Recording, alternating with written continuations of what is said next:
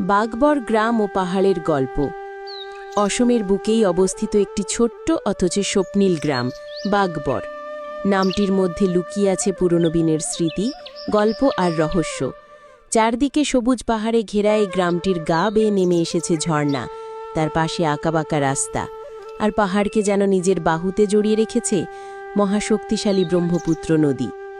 গ্রামের মানুষজন সরল, সৎ আর অতিথিপরায়ণ। সকালে সূর্যের সোনালি আলো প্রথমে ছুঁয়ে যায় পাহাড় চূড়ো, তারপর ধীরে ধীরে আলো নেমে আসে ব্রহ্মপুত্রের বুকে, ঝিকমিক করে ওঠে রূপালী ঢেউ। এ দৃশ্য দেখে প্রতিদিন নতুন করে জীবন শুরু করে গ্রামবাসী। কথিত আছে, বহু বছর আগে এই পাহাড়ের গুহায় বাঘ বসবাস করত। গ্রামবাসীরা ভয়ে পাহাড়ে যেত না। সেই স্মৃতি থেকেই গ্রামের নামকরণ হয় বাগবর।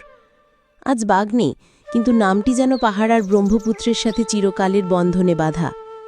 এই গ্রামেই জন্ম ছাদ্দামের।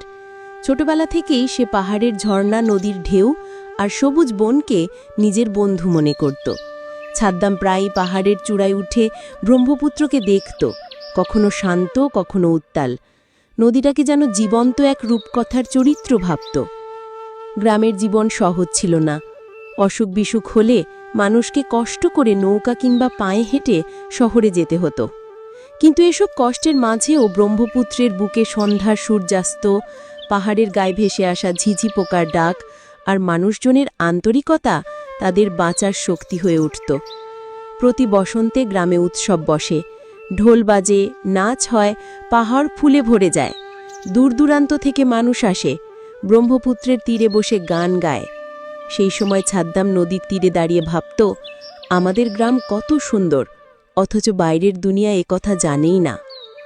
একদিন ছাদ্দাম ঠিক করল, সে বাগবর গ্রাম আর তার পাহাড় নদীর সৌন্দর্যকে সবার সামনে তুলে ধরবে।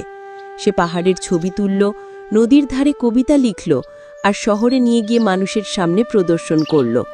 সবাই অবাক হয়ে জানল, ব্রহ্মপুত্রকে বুকে নিয়ে পাহাড় ঘেরাই ছোট্ট গ্রাম আসলে এক স্বর্গভূমি। এরপর থেকে পর্যটকরা আসতে শুরু করল বাগবর গ্রামে।